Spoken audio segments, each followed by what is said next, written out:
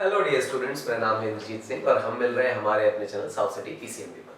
South city PCMB पर हम कर रहे हैं क्लास 12th और क्लास 10th के ईयर लॉन्ग लेक्चर सीरीज, यानी पूरे साल का कोर्स यहाँ हम कर रहे हैं आपके साथ। और आज क्लास 12th आईएससी बोर्ड में कैपेसिटर चैप्टर हम आज कंप्लीट करेंगे और टारगेट है कि कैपेसिटर को वन शॉट में निपटा देना। हालांकि काम मुश्किल है क्योंकि हमारे लेक्चर्स लगभग 35 मिनट से ऊपर एक्सीड नहीं करते हैं और बहुत ज्यादा खींच लेते हैं तो 40 मिनट छोटे छोटे लेक्चर्स हैं। तो इतने छोटे लेक्चर में एक लेक्चर में चैप्टर कंप्लीट करना थोड़ा सा मुश्किल है, परंतु हम कोशिश करेंगे कि इस काम को हम कर ले जाएं। स्पीड बढ़ानी पड़ेगी, इससे ज्यादा कुछ खास नहीं। चलिए काम शुरू करते हैं बच्चों। शुरुआत करते हैं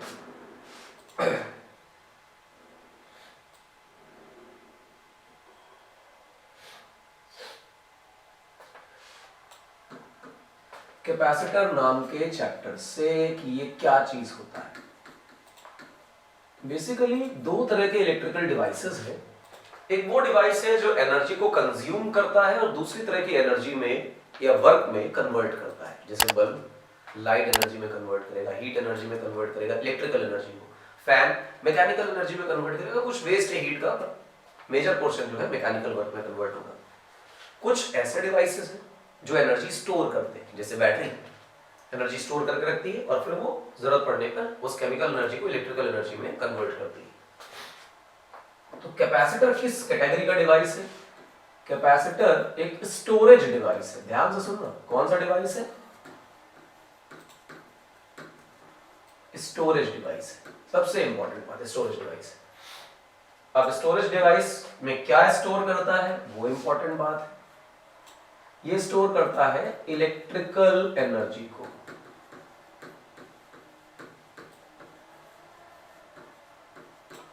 इलेक्ट्रिकल एनर्जी का स्टोरेज होता है। इलेक्ट्रिकल एनर्जी स्टोर करके क्या करता है? कुछ खास नहीं। किस फॉर्म में स्टोर करता है ये पता होना चाहिए। तो ध्यान रखना, इलेक्ट्रिकल एनर्जी वहीं स्टोर होगी जहां पे किसी भी तरह की इलेक्ट्रिकल फील्ड होगी, यानी कि in form of electric field. Electric field के फॉर्म में स्टोर करता है। यूज क्या कर सकते हैं इसका? बहुत खास यूज है इसका। यूज ये है कि it discharges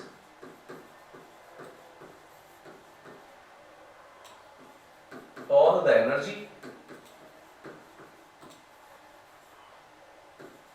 in a tiny period। Tiny period का मतलब फ्रैक्शंस ऑफ सेकेंड्स में सारी की सारी एनर्जी प्रोवाइड कर देता है। ये खास बात है इसकी। इलेक्ट्रिकल एनर्जी किस तरह से स्टोर करता है तो ये भी एक इंपॉर्टेंट बात है। तो लिखा हुआ है stores energy by storing charge। Charge store करके एनर्जी स्टोर करता है, एक ये खास बात है। यानी चार्ज स्टोर करना बहुत इंपॉर्टेंट है इस कैपेसिटर डिवाइस के लिए। सर हमने तो पढ़ा था capacity to store the charge is called capacitance. तो सुने बच्चों, हम कैपेसिटर पढ़ रहे हैं, कैपेसिटेंस नहीं पढ़ रहे हैं। ये इंपॉर्टेंट बात है, दिमाग में अपने रखना बसाकर कि हम कैपेसिटेंस पढ़ रहे हैं और कैपेसिटर पढ़ रहे हैं। कैपेसिटेंस का मतलब है प्रॉपर्टी, ठीक है। कैपेसिटेंस का मतलब है प्रॉपर्टी और कैपेसिटर का मतलब है उस प्रॉपर्टी को पजेस करने वाला डिवाइस। ये इंपॉर्टेंट है। अच्छा, तो ये हो गया। खास काम क्या है इसका? यही, ये स्टोरेज डिवाइस है। इलेक्ट्रिकल एनर्जी स्टोर करता है, इलेक्ट्रिक फील्ड के फॉर्म में स्टोर करता है, सारी एनर्जी को डिस्चार्ज कर देता है बहुत छोटे से टाइम पीरियड में। और क्या करता है? और ये चार्ज स्टोर करके एनर्जी स्टोर करता है। किन पर चार्ज स्टोर करता है? तो कंडक्टिंग प्लेट्स पर चार्ज स्टोर करता है। तो लिखेंगे storage of charge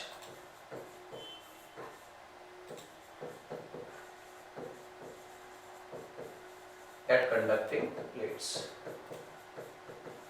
conducting plates पर चार्ज स्टोर करता है। ये है छोटी सी बात। अच्छा, इस कैपेसिटर जो चैप्टर है या जो डिवाइस है, इसका एजेंडा क्या है?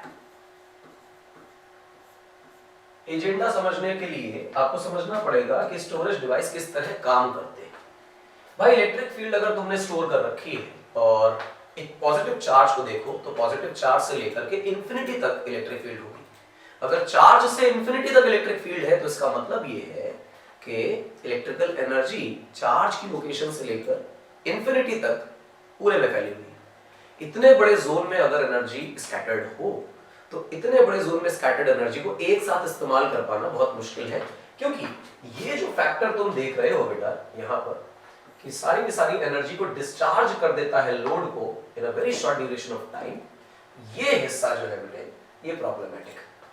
अगर बहुत बड़े जोन में एनर्जी स्टोर्ड होगी तो उसे एक साथ इस्तेमाल करना मुश्किल है। तो एजेंडा ये है कि अगर हम डिस्चार्ज करना चाहते हैं एनर्जी को तो एनी हाउ जो एनर्जी स्टोरेज है वो एक बहुत छोटे रीजन में होना चाहिए। एनर्जी स्टोरेज इन अ कन्फाइंड जोन, इन अ कन्फाइंड जोन, बहुत कन्फाइंड जोन में एनर्जी स्टोर होनी चाहिए। एनर्जी कैसे स्टोर कर रहे हैं? एनर्जी स्टोर कर रहे हैं बाय स्टोरिंग चार्ज, और चार्ज स्टोर करने से पोटेंशियल बढ़ता है, और पोटेंशियल बढ़ने से एक बढ़ते बढ़ते एक वक्त ऐसा आ जाता है जिसको हम ब्रेकडाउन पोटेंशियल बोलते हैं, बीवी। वो ब्रेकडाउन पोटेंशियल जो है, ब्रेकडाउन वोल्टेज जो है, उस पर एयर कंडक्टिंग हो जाती है या इंसुलेटिंग मटेरियल्स कंडक्टिंग हो जाते हैं। तो पोटेंशियल इतना ना बढ़ने पाए कि एयर कंडक्टिंग हो जाए कि दो सेपरेटेड प्लेट्स के बीच में करंट फ्लो करने लग जाए। तो इसका एजेंडा ये है कि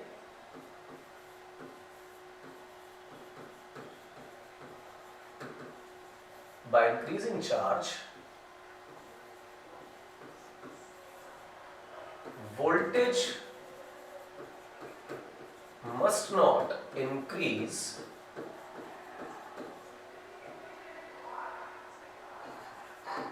in regular fashion। जिस तरह से पहले चार्ज बढ़ने से पोटेंशियल बढ़ता था उस तरह से ना बढ़े, उससे थोड़ा कम रहे, लिख देते हैं लिटिल लेस, थोड़ा कम पोटेंशियल का इंक्रीमेंट होना चाहिए। ये हमारा बहुत ही सस्ता सा एजेंडा है। दो हिस्सों में हम इस एजेंडा को तोड़ लेते हैं और कहते हैं कि ये हमारे कैपेसिटर का काम है। कोर्स क्या है कैपेसिटर का वो जान लो। अगर तुम कोर्स जानने जाओगे तो कोर्स में कहोगे कि पैरेलल प्लेट कैपेसिटर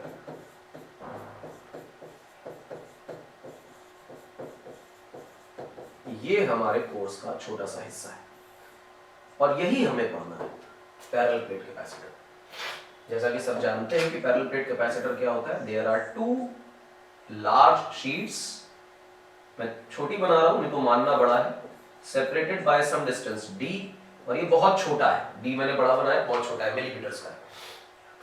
और इस सिस्टम को हम नाम देंगे पैरेलल प्लेट कैपेसिटर।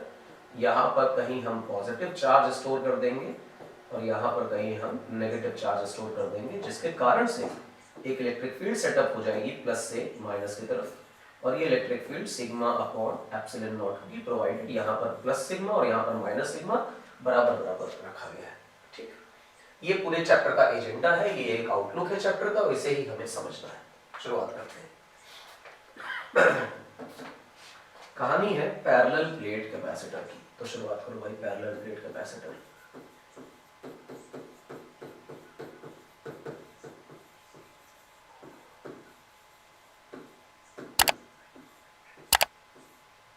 अगर तुम इस पैरेलल प्लेट कैपेसिटर को देखोगे तो इसे थोड़ा ऊपर भेज दो, अच्छा लगेगा। देर आफ्टर काम की शुरुआत करते हैं।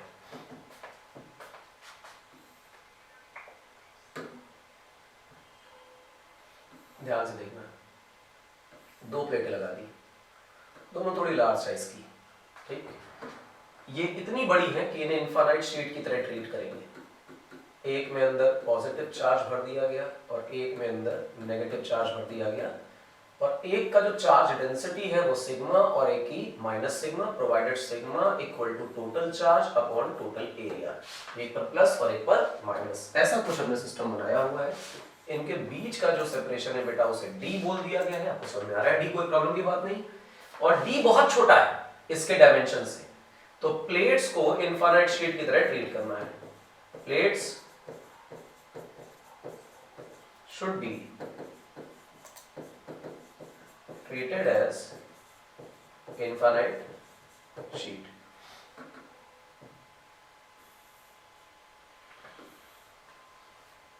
प्लेट्स को इनफाइनाइट शीट की तरह ट्रीट करना है, ठीक।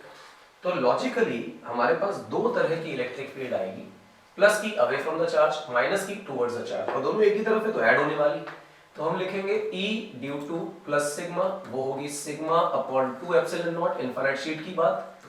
E due to minus sigma, और वो भी होगी sigma upon 2 epsilon naught, infinite sheet की फील्ड। यहीं पर अगर E नेट लिखने लग जाओगे तो E नेट लिखने का क्या काम होगा बेटा, हम कहेंगे दोनों को ऐड करना है क्योंकि सेम डायरेक्शन में, it will be sigma upon epsilon not. ये अंदर पाई जाने वाली नेट फील्ड है इन प्रेजेंस ऑफ एयर। कोई भी डाइलेक्ट्रिक मटेरियल हमने अभी तक फिल नहीं किया है, ऐसा कुछ हो गया।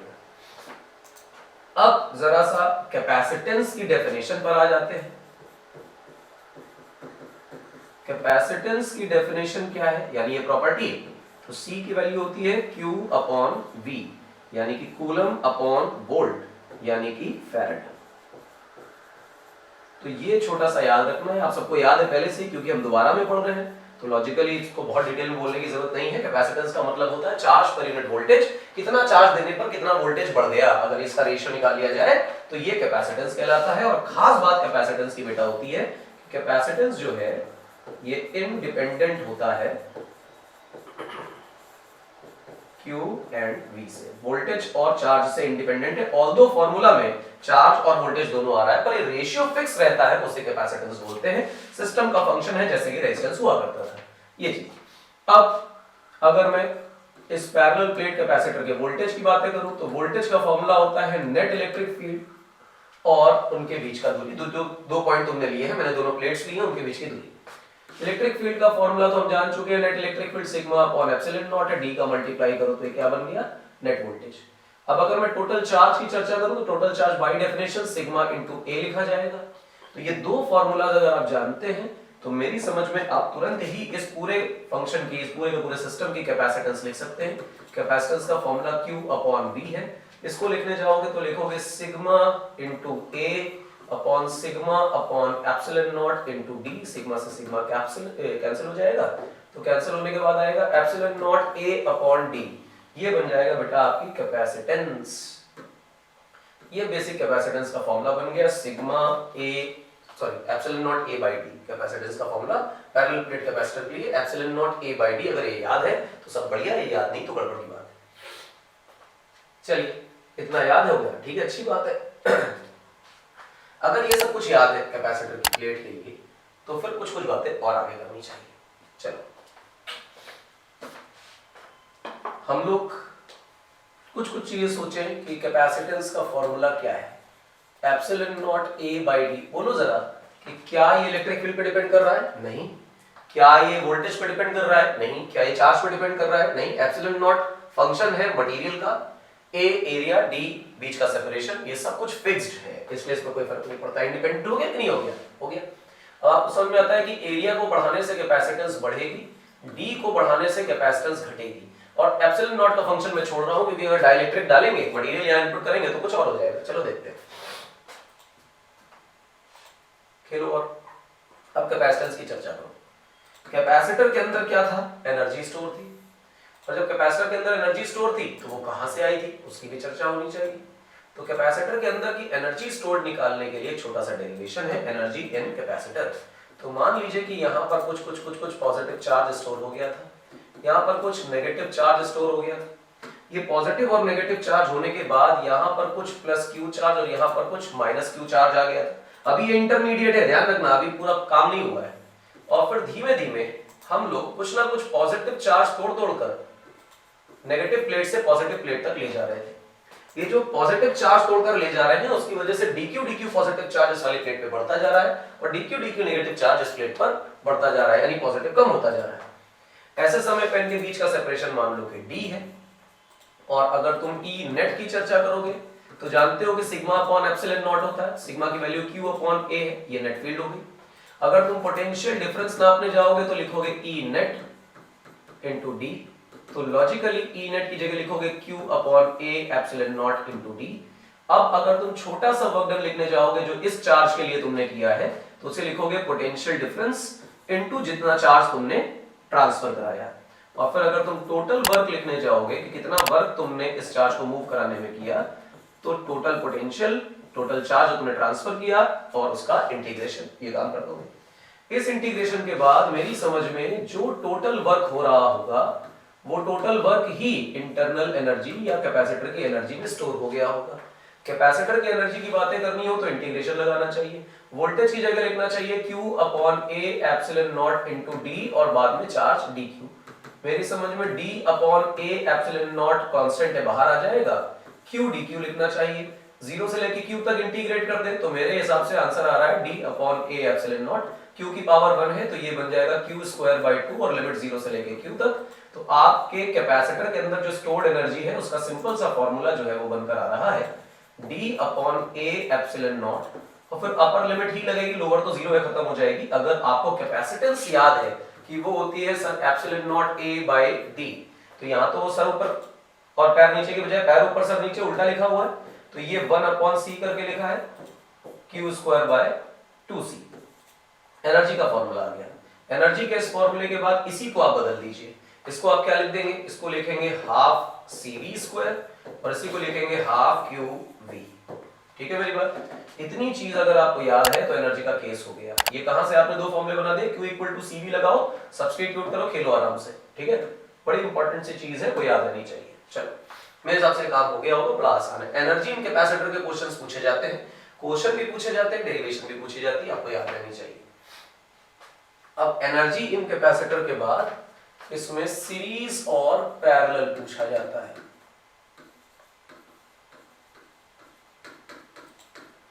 कॉम्बिनेशन ऑफ कैपेसिटर्स, ध्यान रखें कि सीरीज पैरेलल रेजिस्टेंस में नहीं है लेकिन कैपेसिटर में है।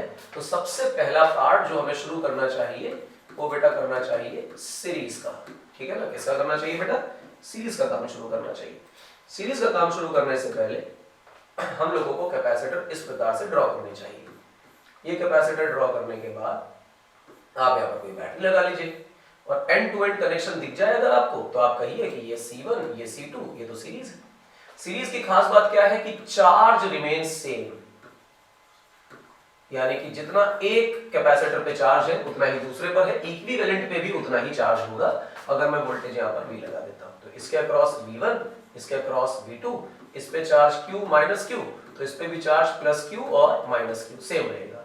इक्विवेलेंट सर्किट बना लो। इक्विवेलेंट सर्किट बनाने का मतलब यहाँ पे C इक्विवेलेंट लिखोगे, तो ये प्लस और माइनस करके आप यहाँ पे वोल्टेज लगा दीजिए। इक्विवेलेंट पे भी बेटा उतना ही चार्ज रहेगा जितना उन दोनों में इंडिविजुअली था। तो फिर क्या करना है, कुछ नहीं, जो टोटल वोल्टेज है उसकी जगह लिख लो V1 प्लस V2, ऐसा चिपका लो। ठीक है, टोटल वोल्टेज में लिखा, total voltage V equal to Q by C लिखना चाहिए। तुमने लिखा Q अपॉन C इक्विवेलेंट, और V1 की जगह लिखोगे Q अपॉन C1, V2 की जगह लिखोगे Q अपॉन C2, क्योंकि सब में चार्ज बराबर है। काट डालो इन सबको, तो जो तुम्हारे पास आंसर निकल कर आता है वो होता है 1 by C equal to 1 by C1 plus 1 by C2। बस आपको इनके वो एग्जांपल सॉल्व करने हैं बुक से जो PYQs में आए हैं, उनके अलावा कोई नए क्वेश्चन सॉल्व नहीं करने। कहानी चालू करते हैं बेटा पैरेलल की, कि कैसे पैरेलल के क्वेश्चंस बनते हैं या कैसे डेरिवेशन होता है। पूछी गई डेरिवेशन, ऐसी बात नहीं। डेरिवेशन के लिए आप पैरेलल में कैपेसिटर लगा दीजिए। पैरेलल सीरीज पहचानना आपको 10th क्लास से आता है। इसको लिखिए C1, इसको लिखिए C2, ये वोल्टेज V, क्योंकि ये प्लस ये माइनस, ये प्लस ये माइनस, ये प्लस ये माइनस, तो यहाँ भी वोल्टेज V और यहाँ भी वोल्टेज V, बैटरी का वोल्टेज बराबर मिल रहा है। अगर वोल्टेज बराबर मिल रहा है तो इस पे चार्ज Q1 और इस पे चार्ज Q2। अब इनका अगर तुम इक्विवेलेंट सर्किट बनाने जाओगे तो दो को हटाकर कोई एक C इक्विवेलेंट रखोगे, ये वोल्टेज V और यहाँ पे C इक्विवेलेंट, तो इस पर चार्ज आएगा कुछ Q, और तुम इस बात को अच्छी तरह समझते हो, ये Q Q1 प्लस Q2 के बराबर होना चाहिए, क्योंकि उन दो को हटाकर एक लगाया है, एक में चार्ज Q1 एक में चार्ज Q2 है, तो मिलाकर कितना बनता है Q1 प्लस Q2। तो Q चार्ज को यहां से देखो तो लिखोगे C equivalent into V, Q1 को देखो तो क्या लिखोगे C1V, Q2 को देखो क्या लिखोगे C2V, V से V कैंसिल कर दो, तो तुम्हारे पास जो आंसर निकल कर आएगा वो आएगा C equivalent equal to C1 plus C2। Resistances में सीरीज और पैरेलल के केस का जस्ट उल्टा केस कैपेसिटर में सीरीज और पैरेलल का है। जैसा वहां सीरीज होता था वैसा यहाँ पैरेलल है, जैसा वहां पैरेलल होता था वैसा यहाँ सीरीज है। ये डेरिवेशंस आपके लिए इंपॉर्टेंट है क्योंकि सीरीज पैरेलल देखना सबको आता है, कोई बड़ी बात नहीं। चलो इतना होने के बाद आपके दिमाग में अब आना चाहिए कि इसमें डाइलेक्ट्रिक कैसे इंसर्ट किया जाए। वैसे थ्योरी करा रहा हूँ, क्वेश्चंस की चर्चाएं बाद में की जाएंगी, ठीक है ना। हम एक और वन शॉट लेंगे जिसमें क्वेश्चंस करेंगे। ऑल्दो नीट के पीवाईक्यूज कैपेसिटर के और वोल्टेज के चैप्टर के हम लोगों ने कर रखे हैं, आप प्लेलिस्ट में देख सकते हैं, और बड़े अच्छे सॉल्यूशंस हैं, आप देखें उसे, कॉन्सेप्ट के साथ चीजें उसमें बताई गई। मान लीजिए कि आपके पास कोई डाइलेक्ट्रिक मटेरियल है, ठीक। तो डाइलेक्ट्रिक मटेरियल का होने का अर्थ होता है कि आपने इसके बीच में कुछ भर दिया, और डाइलेक्ट्रिक शब्द जब आए तो कोई एक विचित्र टाइप का मटेरियल अपनी खोपड़ी से जनरेट करिए, जिसको आप इंसुलेटर बोलते हैं, वही डाइलेक्ट्रिक होता है। कई लोग ऐसा बोल देते हैं कि डाइलेक्ट्रिक अलग है, इंसुलेटर अलग है। ना डाइलेक्ट्रिक अलग है और ना इंसुलेटर अलग है। बड़ी ही इंपॉर्टेंट बात है ये। डाइलेक्ट्रिक और इंसुलेटर दोनों एक ही चीजें होती है, कोई अंतर नहीं होता दोनों में। यहाँ पर आपने कुछ ना कुछ पॉजिटिव चार्ज भर दिया है और यहाँ आपने कुछ ना कुछ नेगेटिव चार्ज भर दिया है। कितना चार्ज डाइलेक्ट्रिक मटेरियल में इंट्रोड्यूस हो रहा है या इंड्यूस हो रहा है, इससे कोई फर्क नहीं पड़ता, क्योंकि वो अपने कोर्स का हिस्सा नहीं है, वो पूछा भी नहीं जाता है। लेकिन जो पूछा जाता है वो बहुत जरूरी है कि अगर इस मटेरियल की डाइलेक्ट्रिक कांस्टेंट K, समझे, तो फिर इलेक्ट्रिक फील्ड के साथ क्या होगा। तो इलेक्ट्रिक फील्ड तो इतनी आनी थी जो हम लोग इस तरफ लिखते थे, और इलेक्ट्रिक फील्ड का नेट का फॉर्मूला होता है सिग्मा अपॉन एप्सिलॉन नॉट। और जब डाइलेक्ट्रिक आ जाता है तो डाइलेक्ट्रिक आने के बाद डाइलेक्ट्रिक कांस्टेंट K से डिवाइड करना पड़ता है। ये हो गई आपकी इलेक्ट्रिक फील्ड। जब ये इलेक्ट्रिक फील्ड हो गई तो आप पोटेंशियल लिखने की कोशिश करेंगे। पोटेंशियल का फॉर्मूला होगा E नेट इंटू डी। इसका मतलब क्या होगा, sigma upon epsilon not K into D. ये है आपका सुंदर सा पोटेंशियल। भाई साहब ये अगर पोटेंशियल है तो काम तो बन ही गया। कैपेसिटेंस का फॉर्मूला क्या है, चार्ज अपॉन पोटेंशियल। चार्ज का फॉर्मूला क्या है, सिग्मा इंटू ए। पोटेंशियल का फॉर्मूला क्या है, sigma upon epsilon not K into D. ये देखो डी लिखा, ये सिग्मा से सिग्मा काट दीजिए, एप्सिलॉन नॉट ऊपर चला जाएगा, K A अपॉन डी। ये हो गई आपकी कैपेसिटेंस। आप देखें कैपेसिटेंस एयर कैपेसिटेंस से थोड़ी सी बदल गई है, क्योंकि हम इस बात को अच्छी तरह जानते हैं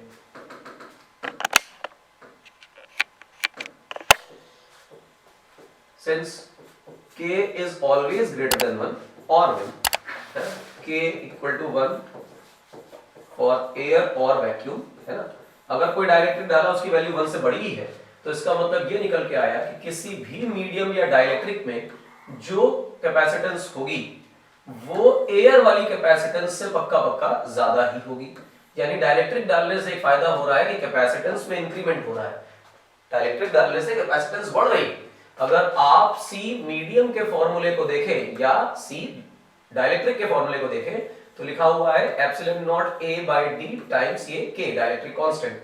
आप इतने हिस्से को देखिए, ये हिस्सा जो आपके लिए लिखा हुआ है वो C इन एयर लिखा हुआ है और K को ऐसे रहने दीजिए, ये C मीडियम है। यानी कि अगर डाइलेक्ट्रिक कांस्टेंट की वैल्यू 40 है तो कैपेसिटेंस आपकी 40 टाइम्स बढ़ जाएगी। तो डाइलेक्ट्रिक डालना बड़ा काम की चीज है। तो डाइलेक्ट्रिक के यूजेस बड़े इंपॉर्टेंट है, आपको लिखने चाहिए।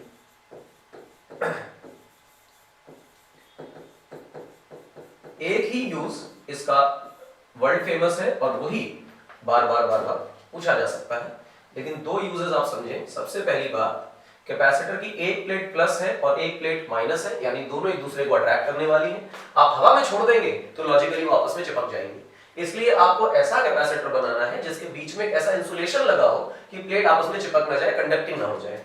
तो सबसे पहली चीज कि डाइलेक्ट्रिक मटेरियल को बीच में भरने से ये सर्किट में करंट को पास होने देने से रोकता है, यानी कैपेसिटर की दो प्लेट्स को आपस में कांटेक्ट से रोक लेता है। ठीक, यानी कि do not permit plates contact, यानी कि कंडक्शन रोक लेता है। ठीक है। दूसरा,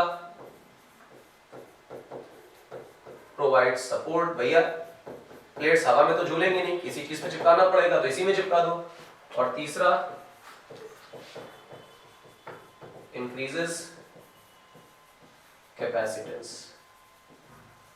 तो तो कैपेसिटेंस को बढ़ाने का काम करता है। डाइलेक्ट्रिक के 3 यूजेस हैं, डाइलेक्ट्रिक के रहते हुए कैपेसिटेंस की डेरिवेशन ये है और आपको ये याद रखनी है। इतना है, इतना ही आता है बेटा, ज्यादा नहीं आता, परेशान होने की जरूरत नहीं, जितना इतना पढ़ाया जा रहा है उतना काफी। अब आता है इनसफिशिएंट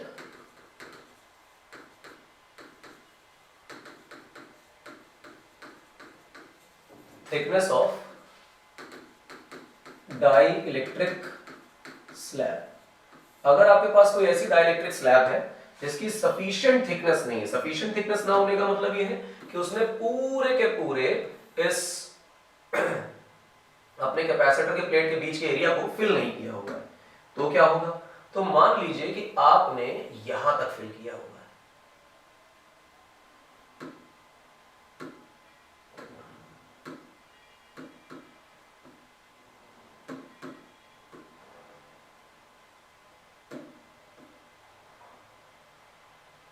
ठीक, इस तरह से कुछ ऐसा है। और ये जो हिस्सा है, ये हिस्सा डाइलेक्ट्रिक कांस्टेंट K का है और यहां पर है एयर, यानी यहां K की वैल्यू 1 है। आपने इधर पॉजिटिव चार्ज दे रखा है, जगह नहीं है इसलिए पॉजिटिव यही बनाना पड़ेगा क्योंकि स्पेस नहीं छोड़ा है। यहां पर आप बहुत सारे नेगेटिव चार्ज बना लीजिए, इधर लिख लीजिए कि प्लस सिग्मा है और यहां लिख लीजिए कि माइनस सिग्मा है। अब क्या करें? अब इसको सोचने का तरीका थोड़ा बदल जाएगा। कहा जाएगा कि इस डाइलेक्ट्रिक वाली जगह पे पोटेंशियल V1 और यहाँ पोटेंशियल V2 मान लो, तो जो टोटल पोटेंशियल है वो पोटेंशियल V1 प्लस V2 बन जाएगा। V1 और V2 पोटेंशियल सोचने पर ही आपका काम चलने वाला है, अदरवाइज नहीं चलेगा। तो V1 की चर्चा करो, तो ये जो पोर्शन है, यानी पोर्शन इसको रीजन 1 बोल ले, इसको रीजन 2 बोल ले, तो रीजन 1 की चर्चा करोगे तो वहां जो इलेक्ट्रिक फील्ड आने वाली है वो होगी sigma upon epsilon not K, ठीक है ना। और यहां पर जो V1 पोटेंशियल आएगा वो आएगा sigma upon epsilon not K into D। V2 जो पोटेंशियल आएगा रीजन 2 में सिमिलरली आएगा sigma upon epsilon not into D, क्योंकि वहां पे K की वैल्यू 1 है। अब अगर आप टोटल वोल्टेज को सोचते हैं तो टोटल वोल्टेज कितना बनेगा बेटा? V1 प्लस V2 ये बनेगा। V1 प्लस V2 का मतलब हुआ हमारे पास sigma upon epsilon not K into D plus sigma upon epsilon not into D। आप दोनों को कॉमन ले लीजिए, sigma D upon epsilon not common लीजिए तो ये आया 1 बाय K प्लस 1, ऐसा कुछ, ये आया V टोटल। ठीक है मेरी बात। अब अगर आप कैपेसिटेंस निकालने जाए तो फॉर्मूला है Q अपॉन V, चार्ज का फॉर्मूला है सिग्मा अपॉन A और टोटल V का जो फॉर्मूला है बेटा वो तुम्हारे सामने लिखा हुआ है sigma D upon epsilon not और ब्रैकेट में है 1 बाय K प्लस 1। तो सिग्मा से सिग्मा काट दीजिए, एप्सिलॉन नॉट को ऊपर भेज दीजिए, this epsilon naught A by D और नीचे लिखा हुआ है 1 बाय K प्लस 1, ये चीज लिखी हुई, ये कैपेसिटेंस का फॉर्मूला है। फिर अगर आप इतने हिस्से को बड़े ध्यान से देखेंगे, ये तो एयर वाली कैपेसिटेंस लिखी हुई कि एयर होती तो क्या कैपेसिटेंस होती, यानी C मीडियम इनसफिशिएंट, ये लिखा है। तो ये हो गया C नॉट यानी C एयर और whole divided by 1 by K plus 1। इसको सॉल्व करोगे तो आएगा C naught into K upon 1 plus K, ये फॉर्मूला बन जाएगा। आप इसको चाहे इस फॉर्मेट में याद कर लें और चाहे तो इस फॉर्मेट में याद कर लें, कोई फर्क नहीं पड़ता है। ये सिंपल सी डेरिवेशन है जब इनसफिशिएंट थिकनेस का डाइलेक्ट्रिक स्लैब यहाँ पर पड़ा होता है। थ्योरी के नाम पर जो कुछ भी है वो सब खत्म हो गया। बोर्ड एग्जाम्स में, आईएससी बोर्ड में जो पूछा जाता है वो इतना ही है, इसके आगे नहीं है। अब जो सेकंड वन शॉट आएगा उसमें हम ये थ्योरी ना करके इनसे रिलेटेड प्रॉब्लम्स लगाएंगे जो कैपेसिटर में आपके आईएससी बोर्ड के प्रीवियस ईयर्स में पूछी गई। तो यहां पर हमने आज आधे घंटे में आपके वो टॉपिक्स कवर कर लिए हैं जो आपके बोर्ड एग्जामिनेशंस में थ्योरी के नाम पर पूछे जाते हैं। इन थ्योरी से बनने वाले प्रॉब्लम्स हम अगले सेशन में करेंगे। साउथ सिटी पीसीएमबी को लाइक शेयर सब्सक्राइब करिए बच्चों। जो जो क्वेश्चंस आपके बोर्ड में आए हैं वो सारे हम यहाँ कराएंगे, उतना ही पढ़ाएंगे जितना आपके बोर्ड में आएगा और जितना पढ़ाएंगे उसके बाहर बोर्ड में नहीं आएगा। मिलेंगे बेटा अगले लेक्चर में, टिल देन पढ़ाई करते रहिए।